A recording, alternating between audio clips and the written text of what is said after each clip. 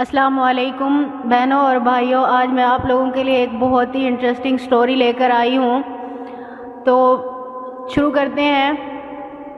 وہ باہر ناشتہ بنا رہی تھی۔ اس کا شوہر اندر کمرے میں اپنے آفس جانے کے لیے تیار ہو رہا تھا۔ اس نے وہیں سے آواز لگائی، نینا یار میرے موزے نہیں مل رہے، کہاں رکھے ہیں؟ اس نے وہیں سے اسے جواب دیا، دیکھو اندر کبرڈ میں پڑے ہوں گے، لیکن اس کو نہیں ملے۔ جب وہ اس نے پھر نینا کو بلایا۔ نینا جب کمرے میں گئی تو اس نے دیکھا کمرے کا حشر ہوا تھا، الٹ پلٹ کمرہ تھا۔ اس نے بولا، عاشر تمہیں اتنا جلدی کیوں ہوتی ہے آفس جانے کی؟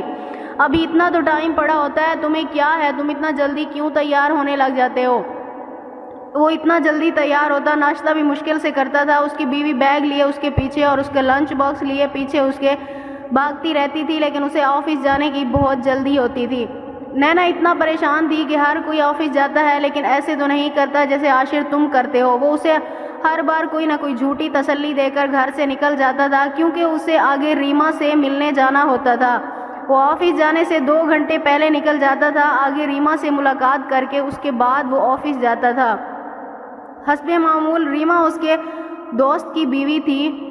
وہ اس کی دوست کی ناک کے نیچے وہ ایسا کھیل کھیل رہے تھے کہ اس کو معلوم تک نہ تھا۔ وہ ریما اپنے شوہر کے آفس جانے کے بعد عاشر کو میسج کر دیتی تھی کہ تم گھر پر آ جاؤ، وہ چلا گیا ہے۔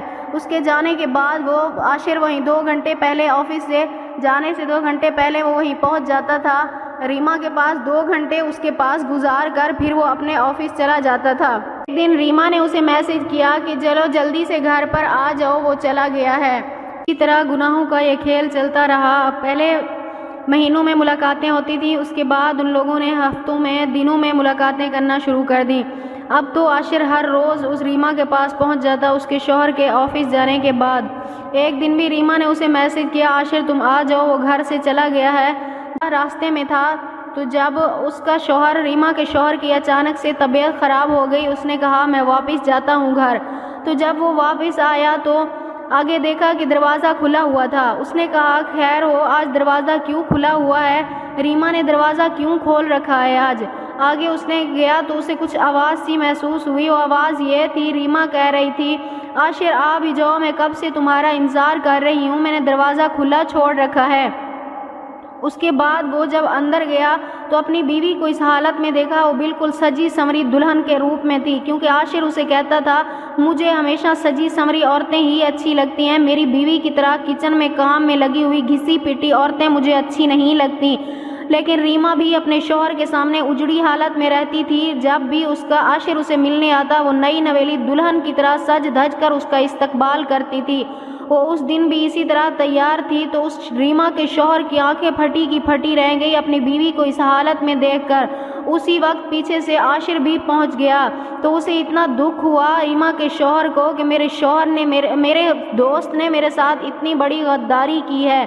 اس کے بعد اس نے وہیں کھڑے کھڑے ریما کو طلاق دے دی اور عاشر سے ہمیشہ کے لیے دوستی ختم کر دی۔ تو دوستو، آج کی میری سٹوری آپ لوگوں کو کیسی لگی ہے؟ آپ بھی بتائیے، کیا ریما کے شوہر نے یہ صحیح کیا تھا یا غلط؟ اگر میری ویڈیو پسند آئی ہو تو میری ویڈیو کو لائک، شیئر، کومنٹس کرتے ہوئے میرے چینل کو سبسکرائب کر دیں۔ Thank you.